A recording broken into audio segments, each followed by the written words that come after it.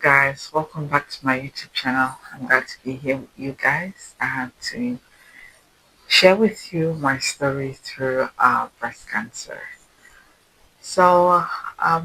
Do you know that you can be going through something and God has decided to take you out of that situation, but how you move from point A to B, that is from the start of it to the end, depends on you.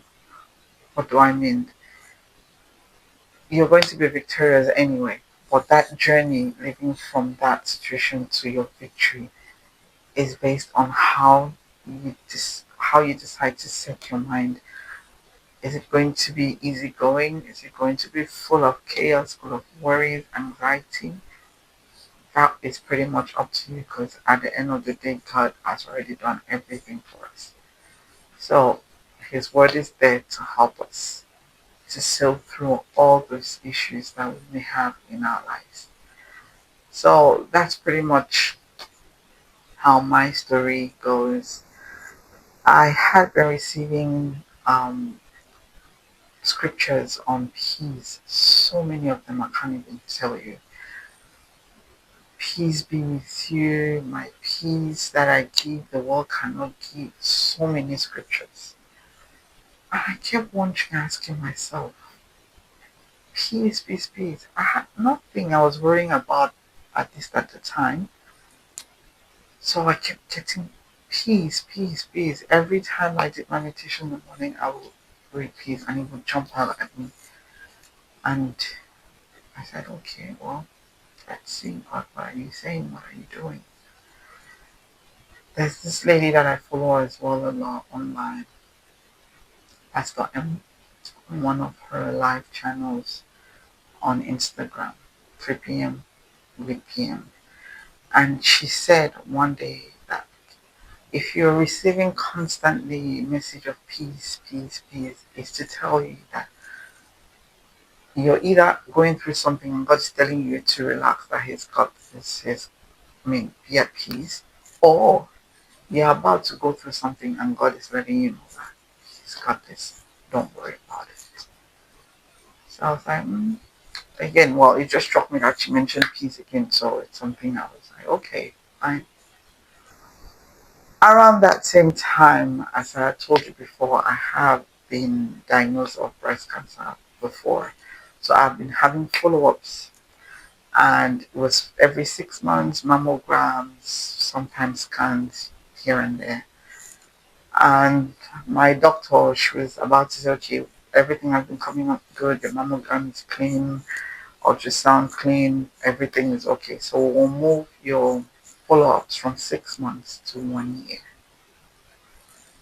She said, but before she does that, she will do an MRI just to be sure that everything is completely okay before moving it to 1 month, to 1 year, I beg your pardon. So we went and did an MRI, and guess what? They found a tumor. Just there and then, that message of peace I kept receiving. Oh God, yes, that was God telling me, you know what, this is about to happen, but be at peace. I've got you covered. So after the biopsy, I went to the appointment with my husband. They told us the results. It's cancer. You have to do chemo. You have to do surgery, and there's also something on your right breast, which we would have ignored if the biopsy of the left breast had come out negative for cancer. But because it's positive, we have to do a biopsy as well for the right breast. But in the meantime, we'll proceed to do treatment for you. So it's going to be neoadjuvant, which basically means chemo before surgery. Yeah, to reduce the tumor before they take out the surgery. Now, the first time it didn't happen like that, I had the surgery first before chemo. And they explained to me that it's because of the size of the tumor. They'll rather do the chemo first before they do the surgery. It was 1.2 millimeters, something of that sort.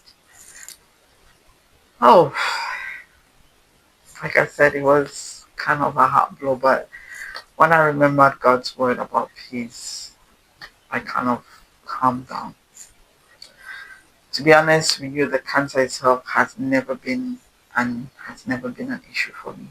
What I was most worried about was the things that surround or that will be affected because of my diagnosis. Like the first time, for example, my husband wasn't in the same country as me, so I went through it um, alone in quotes because he wasn't physically there.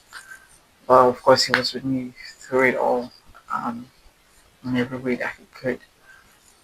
So this time around, I was going to go through it with him physically there. I The first time he wasn't there, so I didn't see his expressions. I didn't see if it weighed on him. I didn't see all of that. But he was always strong for me.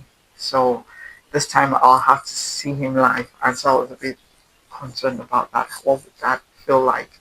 How do I react? How is it going to be? My kids. The first time I had just one. This time I had two. How do I go about this with them? The older one understands things a little bit more. The first time he was just a baby, about 5, 6 months old. So what do I do with him? Finances, because I had to stop work, of course, to go through the treatment.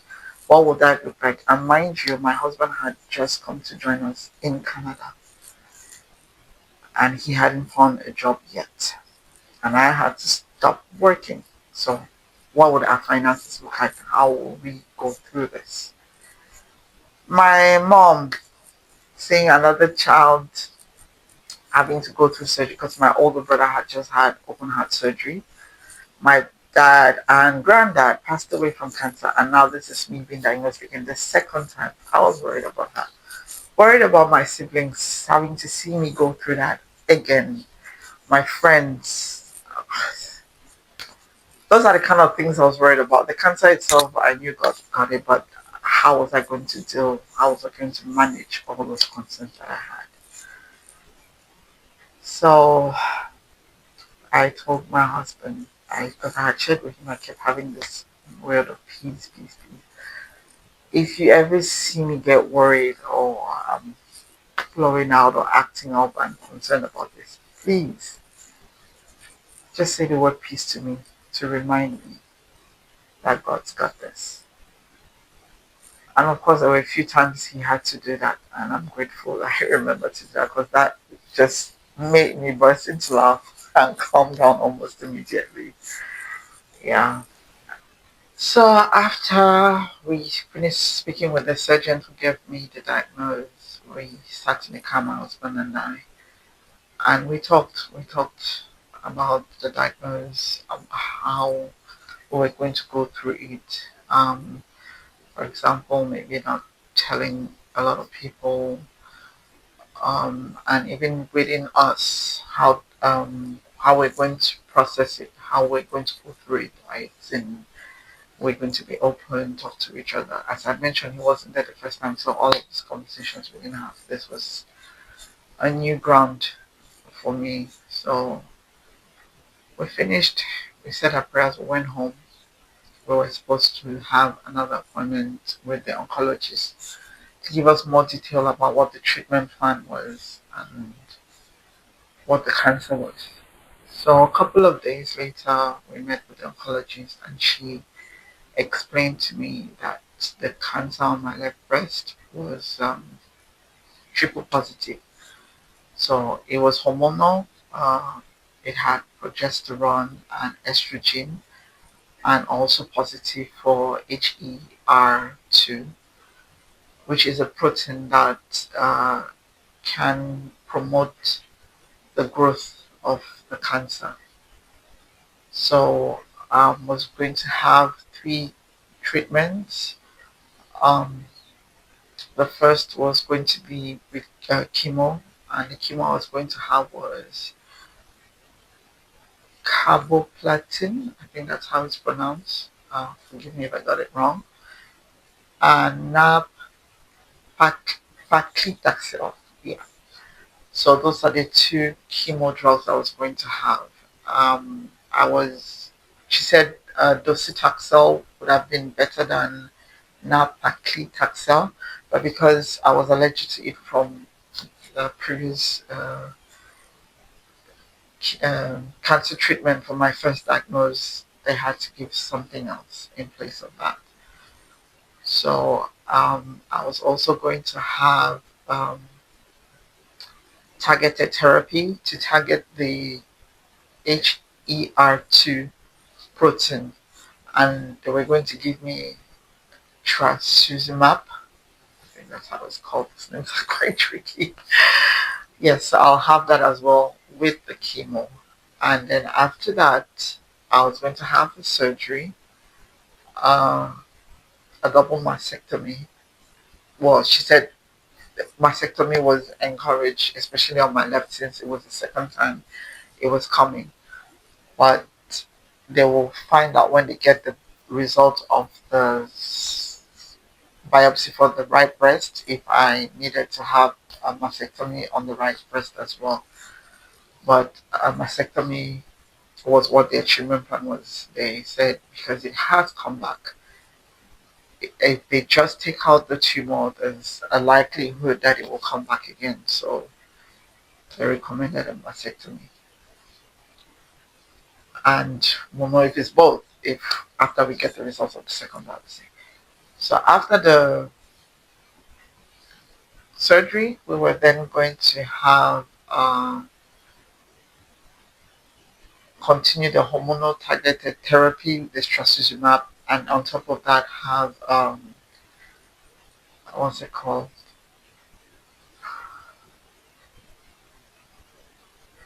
Sandoz, anastrozole, and Zoladex. So Zoladex is going to kind of freeze my ovaries, so put me on a menopausal state for the other medication to work. Um, it works best when you're menopausal. If not, then tamoxifen was the way to go since I wasn't menopausal yet. But all of that was going to be clarified when we got more information after the surgery as well. So yeah, that was pretty much the treatment plan. The nurse came and told me I had to drink a lot of water, make sure that if I have a temperature, not to take Tylenol or Advil, because they need to measure how long it has been, and if it's been on for a while, you need to go to the emergency to make sure that if it's an infection, they are treating it immediately because, of course, my immune system will be down because of the chemo. Chemo destroys rapid growing cells, and the white blood cells are one of the cells that grow rapidly, and when it's down, your immune system is down.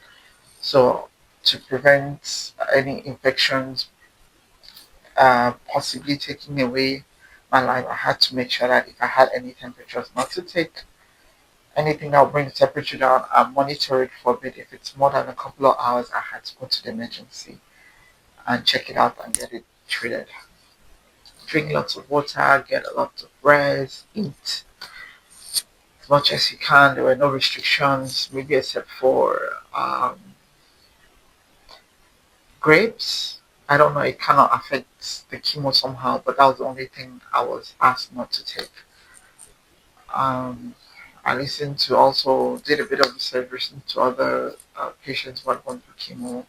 So I'm encouraged avoiding alcohol, um, doing some exercise to help. Well, not heavy exercise, just probably walking, doing some walk.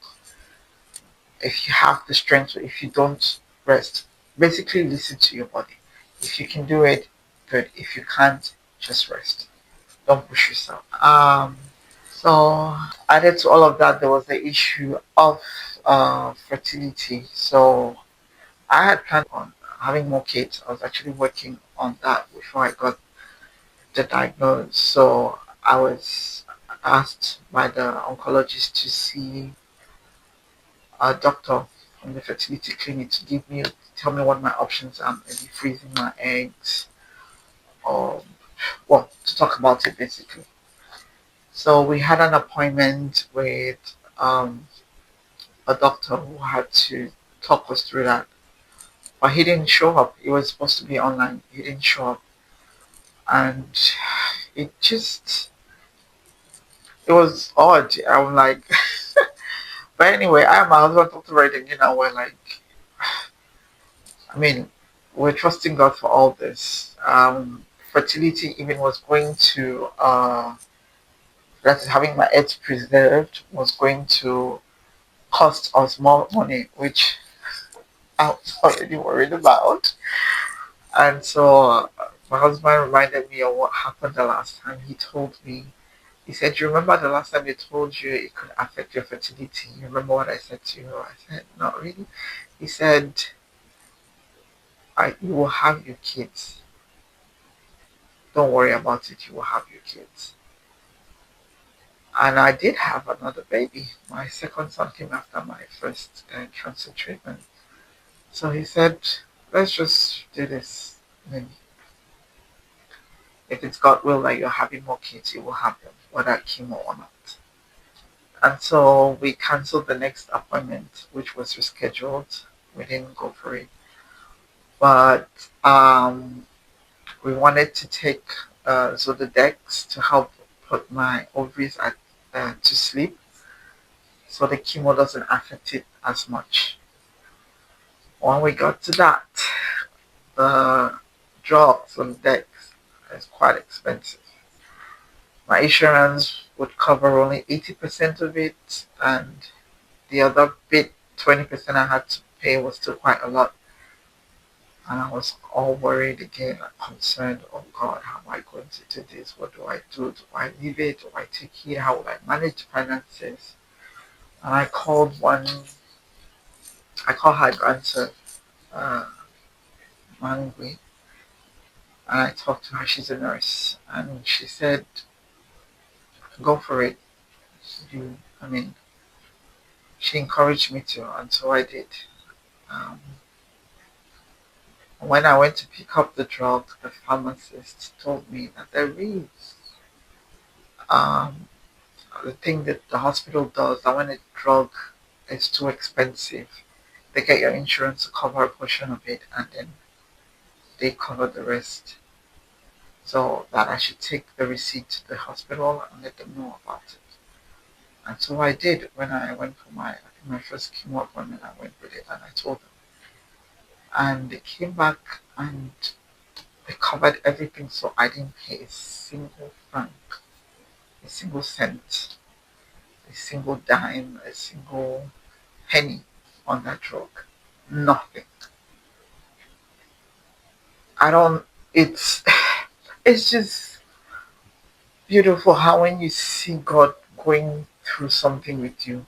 I was really worried about the financial bit of it, but I had this my friend who encouraged me to go for it, and I did, and I ended up going for it and not paying a cent for it. God really, really has me covered, and I didn't need to worry about it. We started the first treatment. My friends, mind you, I don't have many friends in Canada. And another thing I was worried about was compared to the first time I was diagnosed, the community I had when I was in England, I had a lot of friends. My church community, they were awesome. They were there. They would take my son for a weekend or so to give me some rest or come home, prepare a meal for me. I mean, they were there, so I didn't feel it that much. My husband wasn't there, but they, they supported me quite, and I'm so grateful to them. My Royal City Mission family, God bless you guys. You all have a special place in my heart. Here in Canada, not so many friends. I have a few, but not so many. So I was also worried. Oh, I had community back then. Here is not that way. How is that going to work? Oh my God. But well, at least I said I have my husband with me, so I guess it's not going to be all that bad. But God had a surprise again for me. The few friends that I told, two families, they came with food almost every treatment that I had. One of them came with 6 different dishes prepared.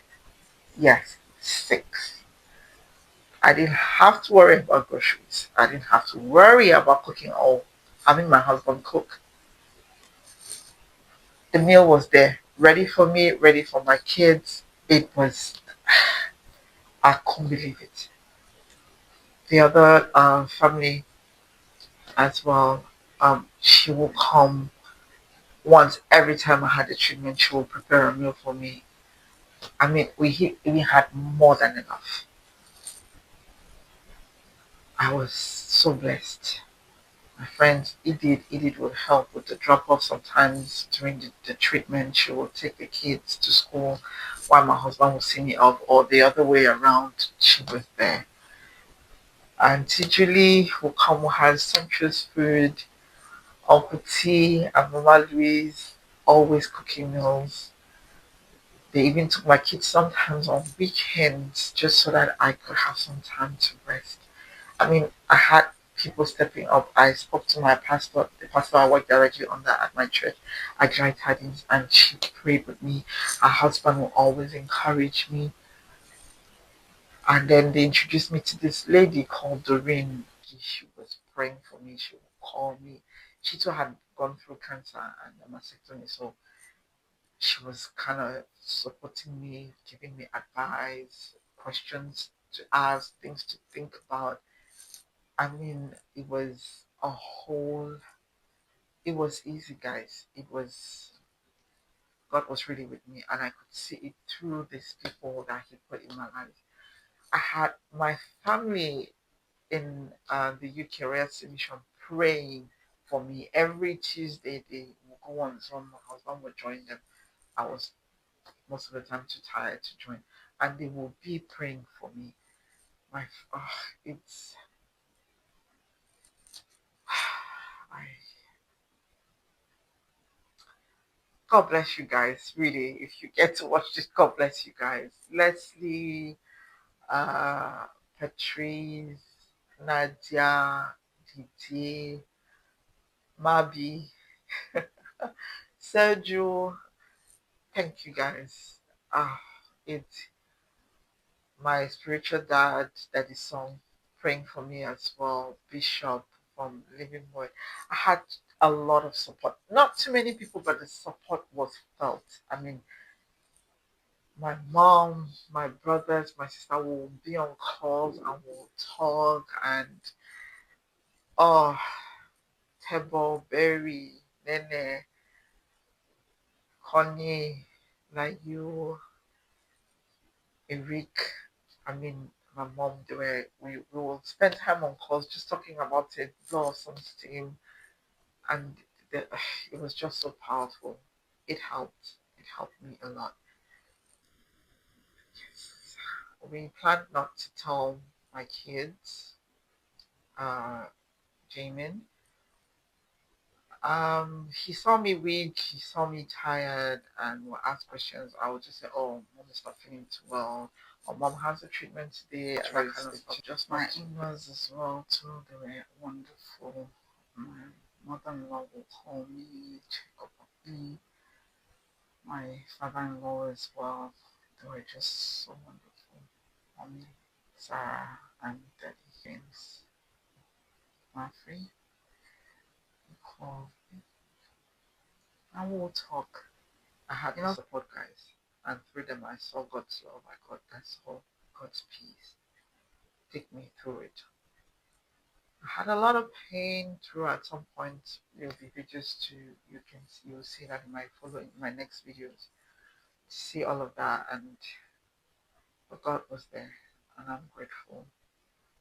Always grateful. Grateful to all who stood by me. Grateful to God most especially for putting these people in my life and for giving them the heart that they had to be able to take me through that. Even at work, when I had to take off work, my manager, my colleagues, I came home with a big basket of fruits, blankets, some little stuff to help me.